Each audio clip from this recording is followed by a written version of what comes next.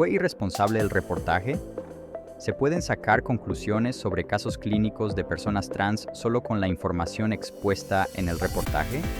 La transexualidad y disconformidad de género en general es un tema mucho más manoseado que estudiado por la opinión general e incluso por supuestos expertos. Su comprensión requiere del estudio de la sexualidad más allá de la biología básica de la diferenciación sexual, sus distintos niveles e implicaciones sobre la conducta. En este video intentaremos arrojar luz sobre esa oscuridad, con el fin de poner el conocimiento al alcance de todos. La parte más importante del video estará centrada en la réplica a la psiquiatra María José Mancino, sobre todo porque me parece que falta a su código de ética en sus afirmaciones y en el mismo sentido, sobre el informe CAS y sus problemáticas conclusiones, al parecer, basadas en ignorar a propósito la evidencia importante que cuestiona la tendenciosidad de sus conclusiones. Lo primero que me gustaría aclarar como psicólogo es que a los casos presentados en el reportaje les falta demasiada información como para sacar cualquier conclusión clínica, y creo que decirlo es lo más responsable que un estudioso del comportamiento puede hacer. Sumado a ello, pienso que se ha roto el supuesto rol de responsabilidad social que tiene nuestro canal estatal, generando no ignorancia, sino que ilusión de conocimiento en un grupo humano conservador ultra mega confundido respecto de la sexualidad humana, y se les ha dado más legitimidad social a unas ideas totalmente alejadas de la realidad. Intenta recordar si te ocurrió alguna vez mientras eras estudiantes, que sintieras que comprendiste tanto una materia, que de pronto parecía que era sencillo formular preguntas interesantes sobre el fenómeno a estudiar. Pueden haber sido cosas sencillas, pero realmente pudiste notar que no podías hacerte preguntas tan buenas sobre otros temas. O que tus compañeros parecen no lograr hacerse buenas preguntas sobre ese tema que tú comprendiste tan bien. Esto a veces pasa desapercibido, como si de pronto nos incomodara que muchas de nuestras ideas o creencias podrían ser falsas, y mejor todos nos quedamos con la sensación de que sabemos sobre algo. Este ejercicio nos ha sido de utilidad para tomar conciencia de algo que debiese ser obvio pero no lo es. Muy a menudo ignoramos que no contamos con el conocimiento o las competencias para hacerme buenas preguntas sobre una temática, pero cuando se trata de comportamiento, la cosa se pone aún peor. Dado que todos nos comportamos, nadie siente ser un lego en conducta. Todos creen saber por qué los demás se comportan como se comportan, y eso incluye todo el abanico de conductas que se asocian al concepto de sexo. Por lo tanto, creo que plantearnos esta pregunta nos ayudará a todos a ser más prudentes y humildes con lo que afirmamos. Comencemos con el primer punto de nuestros contenidos. Partir por el principio nos ahorrará muchas confusiones posteriores. Con esto me refiero a que gran parte de las confusiones en la percepción social sobre la naturaleza de la transexualidad sobreviven al parecer debido a que hay dos grandes ideas, con matices claro en conflicto. Por un lado, la idea de que la transexualidad es una característica natural o nata de nuestra especie, y por otro lado, la idea de que este fenómeno está generado por enseñanza, por ideología y en general por intereses maliciosos. Pues bien, algunos buenos filósofos como Karl Popper nos enseñó que para probar la veracidad de una hipótesis no hacía falta recabar toda la evidencia existente que prueba nuestra hipótesis, sino que encontrar la excepción, encontrar cuando ese principio que propones no se aplica y solo con ello bastaría para cuestionar los alcances de la hipótesis que se intentaba defender. ¿Cómo aplicamos esa orientación filosófica sobre la ciencia al caso de la transexualidad? Para eso hace falta pensar dentro de realidad y comenzar a hacerse buenas preguntas. Por ejemplo, si la transexualidad es un fenómeno causado por la enseñanza y la imitación social, motivada por una ideología con intereses maliciosos, ¿ha existido la transexualidad en diferentes épocas históricas y en diferentes tipos de sociedades y culturas? Esto es una pregunta interesante porque si la transexualidad fuese un fenómeno constante en la historia de la especie, y si apareciera independiente de los estímulos sociales y culturales, esas son buenas razones para considerar que tal vez son otros los factores que la causan, o al menos esos otros factores deben tener una influencia que influye más que la variación ambiental. Las conclusiones que se desprenden de los datos son radicalmente opuestas a las que adjudican la causa de la transexualidad a fenómenos relacionados con la enseñanza, la imitación social y la transmisión cultural. La transexualidad y la disconformidad de género son fenómenos ampliamente estudiados en psicología y biología. Este es un rasgo estable en la historia de nuestra especie y los datos sugieren que, aunque la visibilidad de la transexualidad ha aumentado en los últimos años, los casos de transexualidad en general se han mantenido estables o tendiendo a estable. Esto, sumado a que el fenómeno existe en diferentes culturas humanas e incluso se reportan comportamientos no típicos de género en animales no humanos, nos parece indicar que no existen buenas razones de entrada para creer que la transexualidad es un producto meramente cultural o social y mucho menos una ideología que quiere pervertir a los niños o destruir a las mujeres, sino que es un rasgo estable de nuestra propia especie, siendo interpretado, pareciese, por los simios menos competentes de nuestra historia como especie. Los datos que vinculan el origen de la transexualidad con la etapa de diferenciación sexual cerebral son, a día de hoy, abundantes y, a mi juicio personal, vienen a cerrar el debate sobre las supuestas causas sociales y culturales de la transexualidad. Pero como si esto no fuese suficiente, hay datos de peso que nos muestran que lo que se conoce como identidad de género es una característica psicológica más estable de lo que se pensaba y, a pesar de lo que muchos pudiesen pensar, es en sí mismo una prueba de que las identidades trans no son caprichosas u arbitrarias, sino que representan una real identificación psicológica con el sexo-género opuesto. Un caso de esto es el de David Reimer, quien al nacer con genitales ambiguos se le realizó al poco tiempo de haber nacido una cirugía de reasignación de sexo priorizando el órgano genital más desarrollado físicamente y siendo posteriormente educado en consecuencias. Los resultados: el desarrollo de una disforia de género y una posterior transición hacia su sexo cromosómico. Esto nos muestra que la incongruencia de género puede darse de maneras no típicas y, por lo tanto, que es probable que sea un fenómeno de la naturaleza. Los datos actuales muestran que la detransición es relativamente baja entre las personas que experimentan incongruencia de género y se someten a una transición médica y o social. Las estimaciones más comunes en base a los datos disponibles sobre la prevalencia de la detransición sugieren que ocurre entre un 1 y un 8% de la población que se somete a estos procedimientos. La gran mayoría de las personas reportan resultados positivos de la transición, con pocos casos de detransiciones. No obstante de ello, la literatura científica es honesta en que al parecer las tasas de detransición no han sido medidas adecuadamente.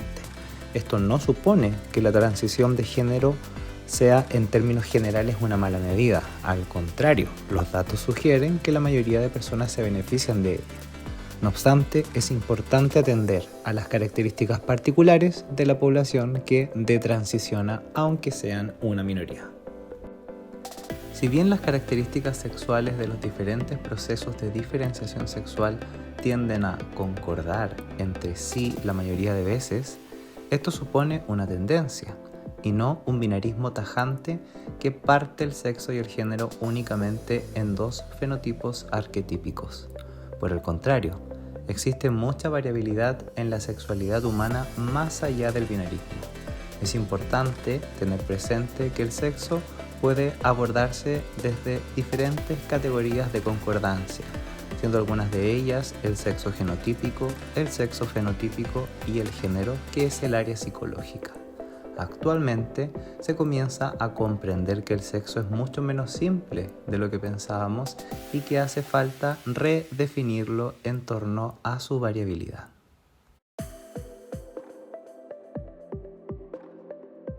Finalmente, no hay que olvidar que los conceptos y categorías tienen una función organizativa de la naturaleza que estudiamos. No son una geometría externa del mundo. Por lo tanto, no existen razones de peso para aferrarnos a una definición de género en particular. El término puede perder su sentido mientras más se diversifique aquello que llamamos a día de hoy género. Y eso incluye la diversificación causada por nosotros debido a que nosotros y nuestras mentes somos producto de la evolución. Si lo pensamos bien, todos experimentamos nuestra identidad de género por las mismas razones, una suma de razones que varía. Las atipicidades conductuales ligadas al sexo nos despiertan una inmensa necesidad de explicar su naturaleza, dotándonos de la ilusión de que comprendemos la naturaleza de nuestra propia identidad de género, cuando en última instancia todos experimentamos la sensación de un yo por las mismas razones. Una problemática recurrente a la hora de construir conocimiento es hacerlo sin obviar el conocimiento que ya se ha obtenido en dicha área. En este caso, las conclusiones del informe CAS no son contrastadas o no parecen ser contrastadas con los resultados de investigaciones favorables a la transición estética y social en adolescentes y su progresivo uso de tecnología biomédica dependiendo de cada caso. No son pocos los datos que se obvian y que parecen no haberse contrastado con la información de fuentes como la Asociación Mundial de Profesionales por la Salud Trans o la guía de la Asociación Americana de Endocrinología, y a una suma de evidencia de alta calidad que prueban mejorías en la salud mental de los adolescentes apoyados en sus transiciones.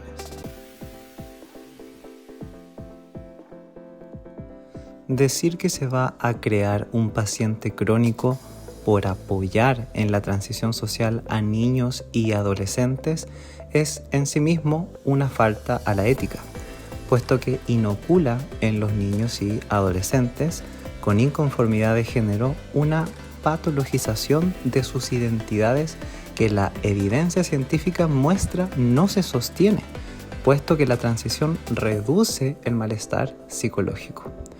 Pero como si esto no fuese una falta grave, la psiquiatra además señala que nunca ha visto una disforia de género solita, sin comorbilidades, señalando implícita y tendenciosamente que la real solución de los casos de inconformidad de género en la infancia y adolescencia son esas comorbilidades y no la incomodidad referente al género. Si bien esto es discutible por la evidencia misma que es clara sobre los beneficios de la transición social, el error se hace aún peor debido a que la profesional se refiere a las categorías diagnósticas como si fuesen elementos externos de la realidad y no invenciones para categorizar conductas. Es decir, del hecho de que en consulta los jóvenes con disconformidad de género suelan tener otros problemas, como problemas anímicos, no significa en ningún caso que coexistan diferentes entes mentales que causan ese malestar. Entiéndase por ellos un trastorno de la identidad de género y una depresión, por ejemplo. Interpretar dichas categorías como entes o variables causales es un error garrafal para una persona con la expertise que debe tener un médico psiquiatra, debido a que el riesgo de resultados que dañen a los consultantes es alto. Un ejemplo de protocolo clínico basado en la evidencia para el abordaje de la transexualidad en la infancia son los estándares de cuidado de la Asociación Mundial de Profesionales por la Salud Transgénero. En dichos estándares de cuidado se hace énfasis en que los cuidadores comprendan que mantener una actitud abierta, empática y comprensiva no aumenta las probabilidades de que los niños desarrollen una identidad transexual, y que si así fuese no significa algo malo. Por ejemplo, las preferencias de colores, juguetes o vestimentas típicas del sexo opuesto son algunas conductas por las cuales los padres se escandalizan en demasía, siendo que estos cambios no implican ningún perjuicio en sí mismo para los niños. Si bien el cambio estético de los niños puede despertar incomodidad en los cuidadores, estos deben saber que la incongruencia de género puede volverse un problema clínico grave si los niños son forzados a pesar de su disconformidad con una identidad cisgénero. Estos cambios estéticos pueden ser suficientes en algunos casos para tratar la incomodidad, pero en otros casos no lo son y es cuando se comienza a realizar la transición. Pero esta nunca inicia por cambios quirúrgicos u hormonales, sino que con cambios estéticos y sociales. Según Olson et al. 2016, en este estudio longitudinal que analizó la salud mental de niños transgénero que realizaron una transición social, comparó síntomas de depresión y ansiedad con grupos control. Se concluyó que la transición social temprana se asoció con niveles de salud mental similares a niños cisgénero y niveles significativamente menores de depresión y ansiedad. Asimismo, en el estudio de Durwood et al. 2017, se evaluó la autoestima y el bienestar en niños transgénero que realizaron la transición social, comparados con niños cisgénero, encontrándose que los niños transgénero que hicieron la transición social mostraron niveles de autoestima comparables a los niños cisgénero y menos estrés emocional. Por otro lado, Russell et al. 2018, quienes realizaron una investigación que analizó el impacto de la aceptación social y familiar tras la transición social de adolescentes transgénero. Los datos mostraron que la aceptación familiar y social tras la transición social se asoció con una significativa reducción en el riesgo de depresión y suicidio. La efectividad en psicoterapia es un tema de investigación ampliamente abordado. Asimismo, los mecanismos de cambio que explican el bienestar del paciente. Existe amplio debate sobre estos asuntos en las aplicaciones clínicas de la psicología. No obstante, aquí solo hablaremos de lo que se conoce sobre la terapia afirmativa. Sus resultados preliminares apuntan a que al corto plazo una mirada afirmativa sería beneficiosa para los consultantes con disconformidad de género. No obstante de ello, mi preocupación personal es si dichas psicoterapias se basan en alguna teoría previa del terapeuta, creando un eclecticismo potencialmente dañino para los consultantes, como por ejemplo mezclar elementos de la validación en la identidad con premisas psicodinámicas. Se hace necesario un protocolo de terapia afirmativa basado en una tecnología con soporte empírico y claridad filosófica. La buena noticia es que, como ya hemos visto, la transexualidad no puede ser inducida o enseñada, por lo que no es racional temer que la terapia convierta en transexuales a niños y adolescentes. Dicha creencia no se sostiene en base a toda la evidencia que hemos revisado hasta aquí. ¿Puede darse una situación donde la ignorancia de la familia y los padres sobre la inconformidad de género en un niño o adolescente impacten perjudicialmente en su salud mental? Estas situaciones son más comunes de lo que parecen y pueden dimensionarse aún más problemáticas dada toda la evidencia desconocida por el público en general que se ha expuesto aquí. Una de las primeras cosas que me llamó la atención sobre la madre que sale hablando al principio es que a pesar de relatar haber acudido a varios profesionales, 2 psicólogos entre ellos, parece no tener claridad en la comprensión de la transexualidad, o al menos no parece ser una persona que ha sido bien psicoeducada en el abordaje de la transexualidad en dicha etapa del ciclo evolutivo. También pueden darse situaciones irregulares donde los profesionales no estén a la altura de orientar a las familias y de sopesar la necesidad de cambios estéticos y sociales iniciales. Esta información puede ser impactante para los padres o cuidadores y es necesario el expertise en la comunicación del clínico con el fin de que el adulto acceda a la información objetiva sin generar resistencias basadas en sus ideas previas sobre sexualidad.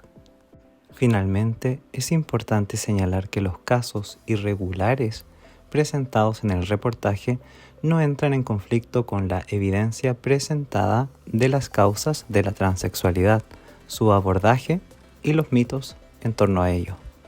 Por el contrario, estas situaciones irregulares no son evidencia que desaliente los programas o iniciativas que resguardan los derechos de niños y adolescentes trans o con disconformidad de género, sino que son el reflejo de abordajes mal manejados donde niños y padres son víctimas de la mala calidad de atenciones en salud mental.